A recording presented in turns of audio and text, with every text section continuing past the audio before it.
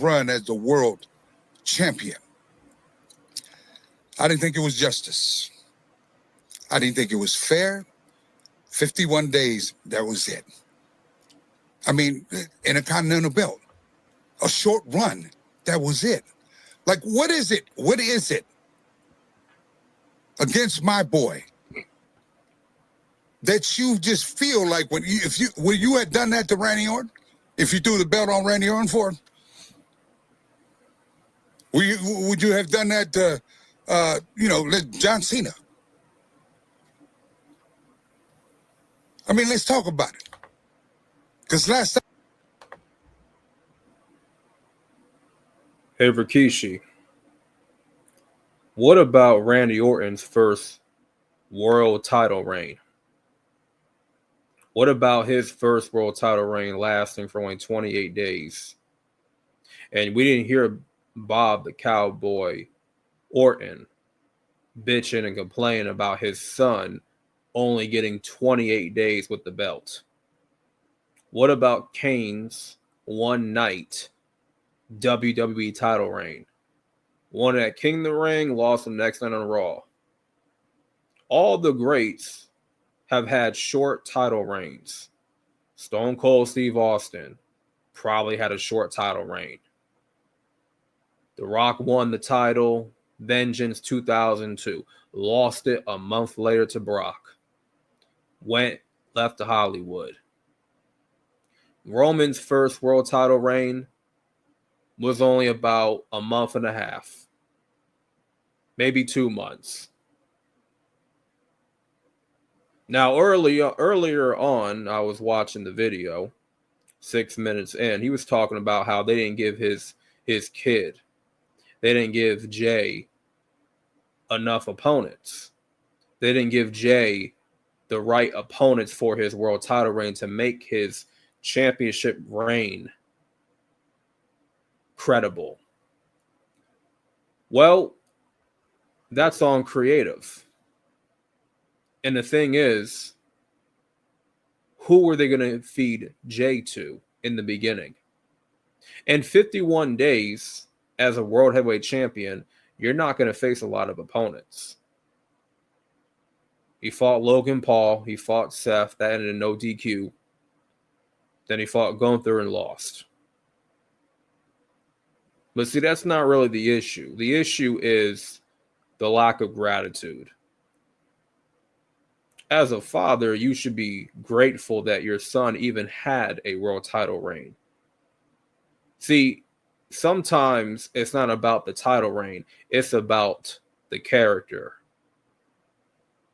Jay, to be perfectly honest, Jay don't need a title reign to make him. He don't.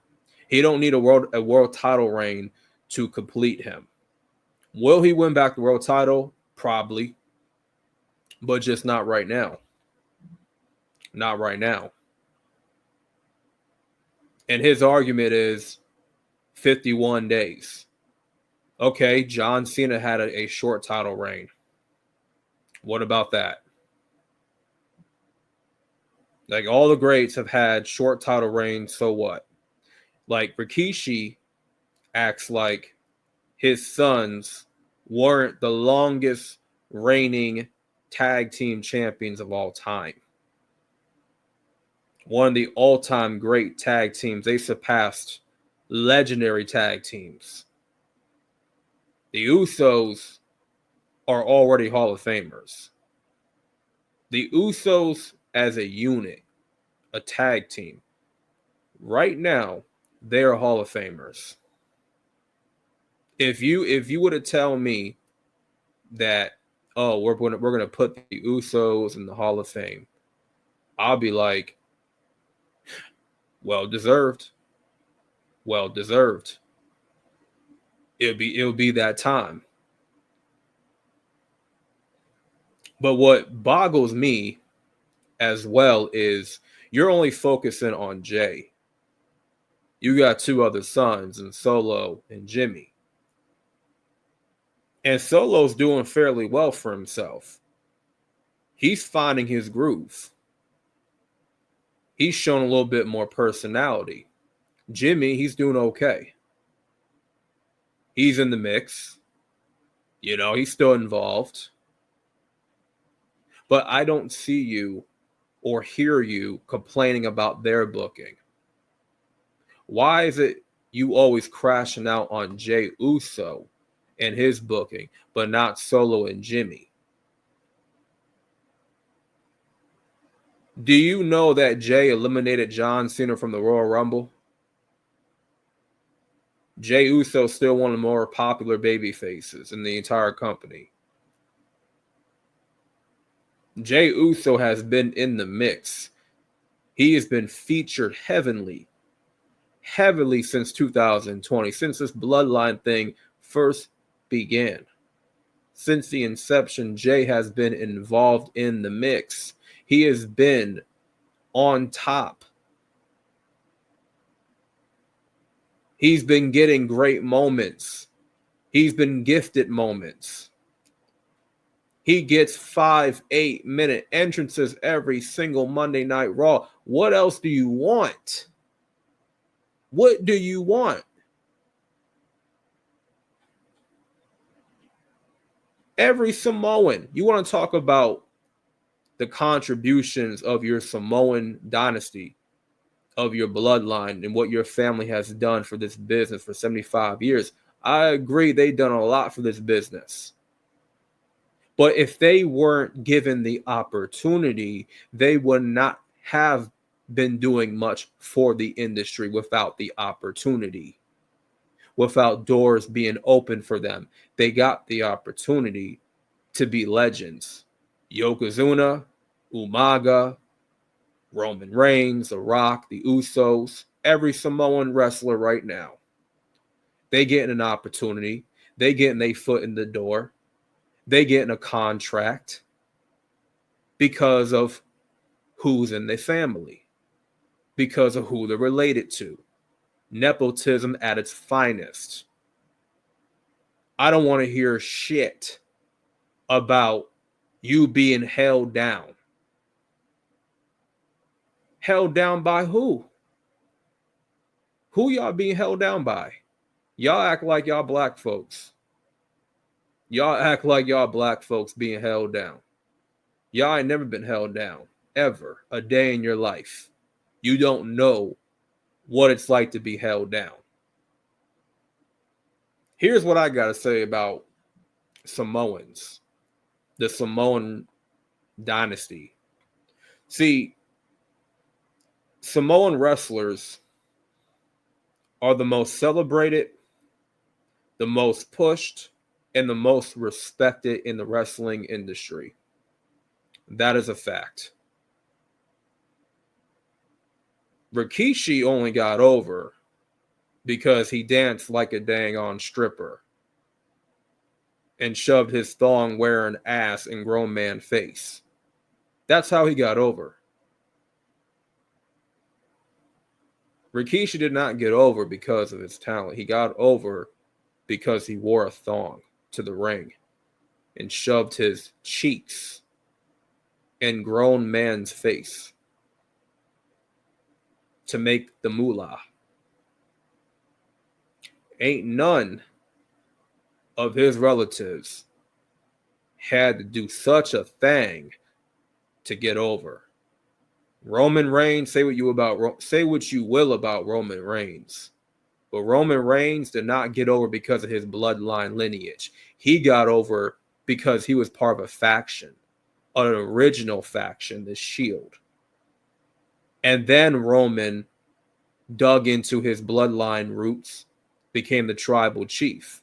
If anything, he became the first of his own kind to do something like that on TV in a way where he's really representing his bloodline to the fullest. And he's really representing.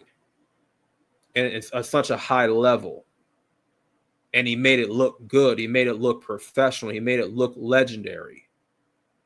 I don't think Rikishi could have ever pulled off what Roman Reigns pulled off. All due respect.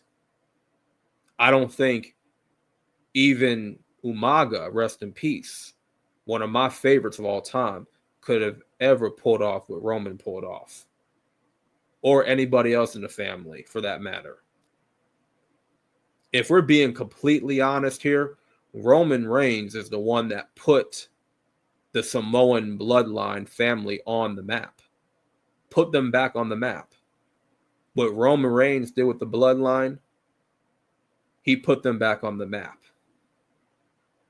That's my opinion. That's what I think. You can disagree all you want.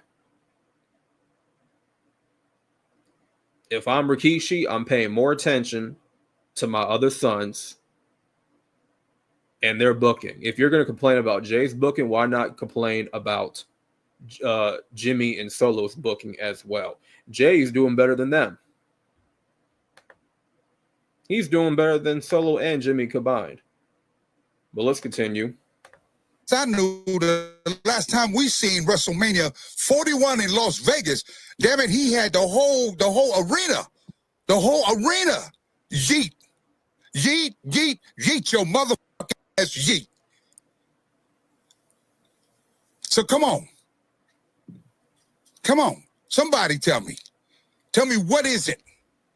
The bloodline has gave our heart and soul to this industry. 75 plus years, past, present, and future. And God damn it, this is the way we treat it. This is the way y'all look at us.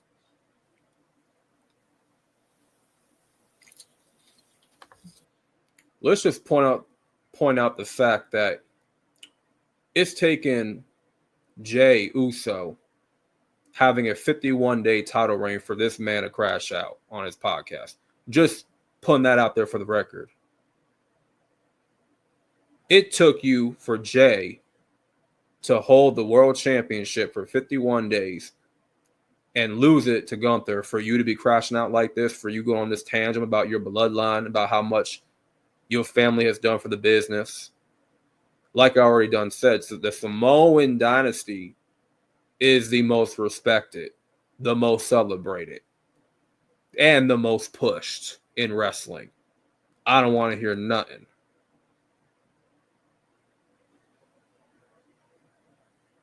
I don't want to hear nothing. Jay Uso is not always going to be the guy that they go to say, hey, kid, we're going to put the belt on you and give you another run.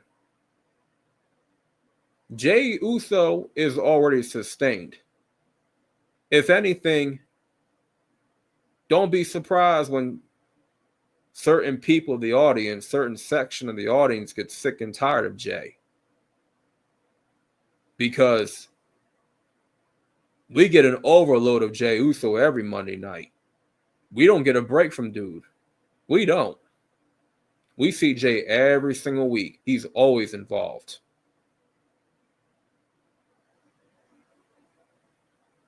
Jay losing the belt after 51 days is now bounds for you to crash out, to cry a river, and to claim that they're holding down your boy. Oh, now they're disrespecting your bloodline. They're disrespecting your family. Give me a damn break, man. That's just ain't right, man. Ain't right. We've never been a problem. We've always been the source. The last I knew, the bloodline from Roman Reigns all the way down to the Usos, continuing on to Sefa, Solo Sikoa, Jacob Fatu. The last I knew, back when it was COVID, fans were on the screen of TV. Who kept WWE afloat? Drew McIntyre. Drew McIntyre. That's who. You can say it was Roman Reigns all you want, but Roman Reigns didn't come back with this whole bloodline stuff until middle of COVID. Drew was there from the very beginning. There from the very start. of empty buildings, empty arenas. We talking about an empty ass NXT PC building. Drew. He was there from the very beginning. And then Roman, he caught on, but he got reintroduced when they was doing the whole Thunderdome thing. But he's sitting up here. Do you realize, or do you notice how he's only giving Roman Reigns, his own family, the credit for holding down WWE during COVID? He ain't giving Drew McIntyre no credit. He ain't giving Randy Orton no type of credit. He ain't giving Seth Rollins no credit. What about everybody else that was there? All the women, all the mid-cards, tag teams in NXT, they was holding down the ship for a Roman Reigns, for him to come back on and take it to a new level. And that's what Roman did. But if that don't happen, if you didn't have a Drew McIntyre, a Braun Strowman, Bray Wyatt, a Seth Rollins holding down the fort while he was gone, and that's a fact. Come on. You want to talk? Yeah, I want to go there? Let's go facts, man. Let's do facts. This was way before TKO came in the picture. Who's carrying that? On the backs of the family. That's who it was. On the backs of the bloodline. Give Roman Reigns his props. Give Roman Reigns his props, bro. Roman Reigns is over celebrated. Like I done already said, yo, your whole entire family is over celebrated. We've been giving y'all props for years, but only because Jay didn't get the world championship reign you was expecting, you was hoping. Now all of a sudden, you want your props. Now all of a sudden, we not giving you your flowers. Now all of a sudden, you believe your family's being held down. Like, bro, this guy is just doing this for attention at this point. I'm convinced he's doing this for attention. The Usos their props. Give them their flowers. This is what I'm saying. My words are not my family words. I'm giving you my opinion, my professional opinion. Been there, done that, man. Understand what it is. I went through 6 different characters. I survived, damn it. I played you. The bottom line was that bag was the real thing for me every week. So that means what? Everybody eats at this table. Hey, start doing this. So basically, you playing a character of wearing a thong and you shoving your cheeks up another grown man's face. Oh, yeah, that's definitely you getting to the bag. All right, so we're going to stop right here. Just going to exit out. Yeah, get that out the way. Yeah, that's just you. Man, oh, man, you got to love it, man. Rikishi trying to stand on business, but the whole time he's making himself look real bad and making Jay look bad too.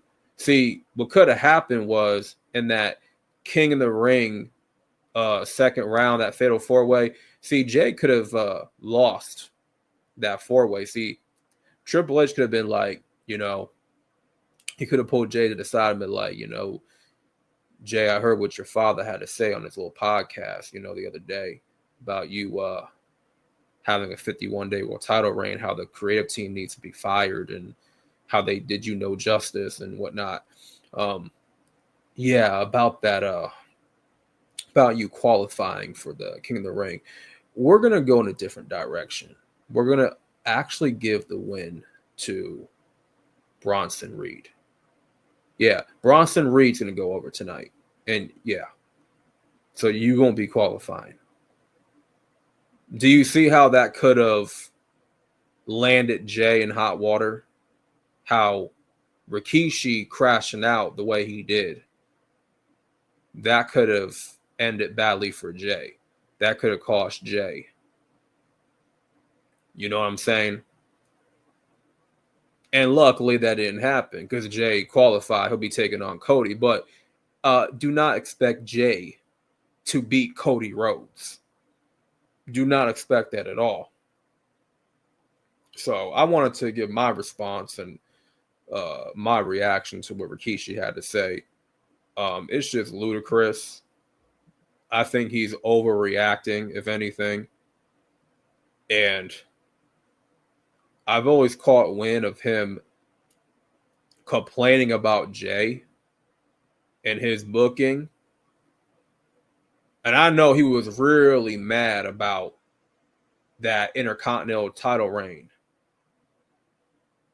You know what I'm saying? He was real mad about that short title reign. But it's like, it could be so much worse for Jey Uso.